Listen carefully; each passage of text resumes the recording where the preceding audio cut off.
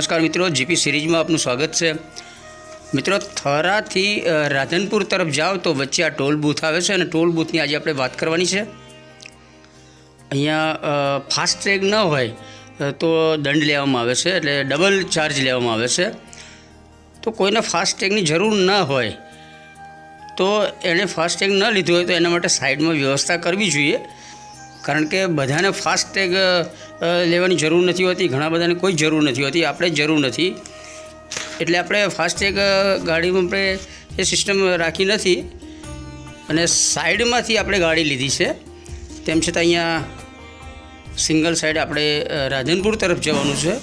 થરાથી Radhanpur road વચ્ચે આ toll booth આવે છે અને આ ટોલ બૂથ પર ફાસ્ટ ટ્રેગ ન હોય તો દંડ રૂપે ડબલ ચાર્જ વસૂલ કરવામાં આવે છે।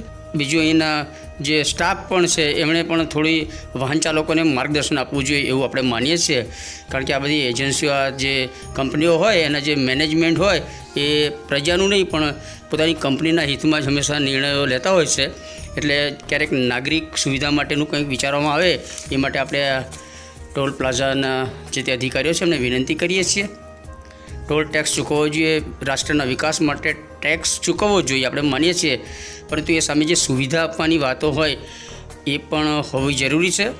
એટલે આપણે આ રોડ ઉપર જોયું આગળ જે ટોયલેટ બ્લોક ને બધું છે એ બંધ હતું, જે સુવિધા આપવાની હોય એ છે નહીં, અને પછી આપણે આ ટોલ નાકું છે ત્યાંથી રાધનપુર વચ્ચે સેંકડોની સંખ્યામાં ખાડાઓ પડેલા છે, 1000 હશે એવું આપણે માનીએ છીએ, કદાચ 1000 ખાડા હશે વચ્ચે જ।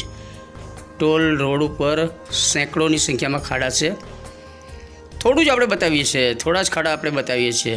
જો તમે ટેક્સ લો છો અને કંપની છે તો આ જે રોડ ઉપર ખાડા છે એ પૂરવા જોઈએ।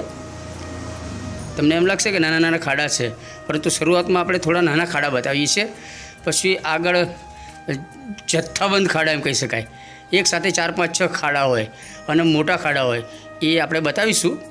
આપણે આ ટોલ બૂથથી રાધનપુર તરફ જઈ રહ્યા છીએ અને વચ્ચે સેંકડોની સંખ્યામાં ખાડા નાના મોટા છે।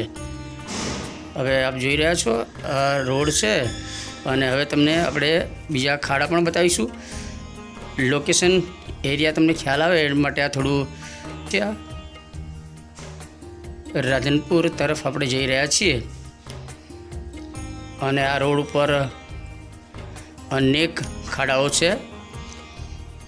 તો આપણે ટોલ કંપનીને વિનંતી કરીએ છીએ કે તમે જો ટોલ લેતા હોય, આમ તો કમરતોડ ટોલ વસૂલ કરો છો, તો સામે એની મરામત કામ અને આ રોડની જે રિપેરિંગનું છે એ કામ પણ થવું જોઈએ। જો આ છે ખાડા બધા, અને આવા એક નહીં અનેક ખાડાઓ તમને થોડા થોડા અંતરે જોવા મળશે।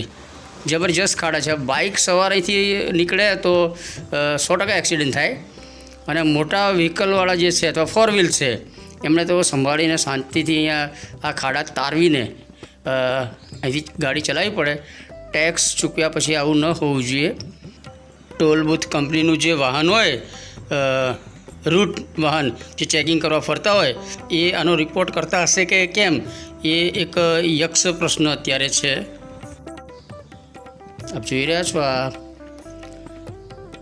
રાધનપુર વાળો રોડ છે, ટોલ બૂથ આગળથી રાધનપુર વચ્ચેનો આ રોડ છે ટોલ રોડ, ત્યાં સેંકડોની સંખ્યામાં ખાડા છે, અને આમાં કોઈ બાઇક સવાર તો જરૂર પડી જાય એવા ખાડા છે, પરંતુ બાઇકવાળા ટેક્સ ભરતા નથી, એટલે કદાચ આને રિપેરિંગ કામ નહીં થતું હોય, પરંતુ જે ગાડી વાહન જે ટેક્સ ચૂકવીને આવે છે એના માટે પણ ક્યારેક આ ખાડામાં પછડાય ગાડી તો એને નુકસાન થાય એવું છે। ટોલ ટેક્સ ભરવો જરૂરી છે। કોઈ પણ ટેક્સ હોય, સરકારશ્રીના કોઈ પણ ટેક્સ આપણે ભરવા જોઈએ। રાષ્ટ્રના ઉત્કર્ષ માટે, રાષ્ટ્રના વિકાસ માટે ટેક્સ ભરવા જરૂરી છે, પરંતુ સામે સુવિધા પણ એ સરકારશ્રી દ્વારા અથવા જવાબદાર તંત્ર દ્વારા સુવિધા પણ પૂરી પાડવી જોઈએ। અને જ્યારે આવું કંઈક મુશ્કેલી જેવું લાગે કંઈ, તો જાગૃત નાગરિકોએ ધ્યાન દોરવું જોઈએ। જુઓ તમે કેટલા મોટા ખાડા છે, આમાં કોઈ પણ ફોર વ્હીલ નાની ગાડી આપણી પછડાય તો એને યાંત્રિક નુકસાન થઈ શકે છે અને બાઇક સવાર તો અહીંયા પડે તો એક્સિડન્ટ થાય ને 100% શારીરિક ગંભીર ઇજાઓ થાય. ત્યારે આપણે ટોલ બૂથ કંપનીને આપણે આ જે એજન્સી હોય, હાઈવે ઓથોરિટીઝ હોય, જે પણ જવાબદાર હોય એમને આપણે વિનંતી કરીએ છીએ કે ટોલ ટેક્સ વસૂલો, પરંતુ સામે એને મરામત કરો, આ રોડને સુવિધા આપો. સામે આપ જોઈ રહ્યા છો જબરજસ્ત ખાડાઓ ટોલ બૂથથી રાધનપુર વચ્ચે દેખાઈ રહ્યા છે. તમે જોઈ શકો છો ને, બાઇક સવાર તો જે ડેઈલી આવતા હોય એને તો ખ્યાલ હોય, પરંતુ કોઈ અજાણ્યા બાઇક સવાર હોય ને રાત્રે તો ખાસ અકસ્માત થાય એવા સંજોગો છે. જાગૃત નાગરિકોએ આવું સરકારનું અને તંત્રનું ધ્યાન દોરવું જરૂરી છે. તો મિત્રો, આ વિડીયો આપ જોતા હોય તો આપ પણ આ વિડીયોને શેર કરો અને જવાબદાર તંત્ર સુધી પહોંચાડો, જેથી કરીને આપણને આપણી સુવિધા મળે. ટેક્સ ભરવો જોઈએ, ટેક્સ આપણે ભરીએ છીએ તો એની મળવાપત્ર સુવિધા પણ આપણને મળવી જોઈએ.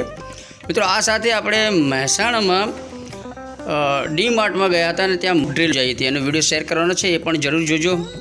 અને જીપી સિરીઝ ચેનલના વિડીયો જોતા રહો. GP series channel first time જોઈ રહ્યા છો તો જીપી સિરીઝ ચેનલ સબસ્ક્રાઈબ કરો. જય હિન્દ, વંદે ગુજરાત.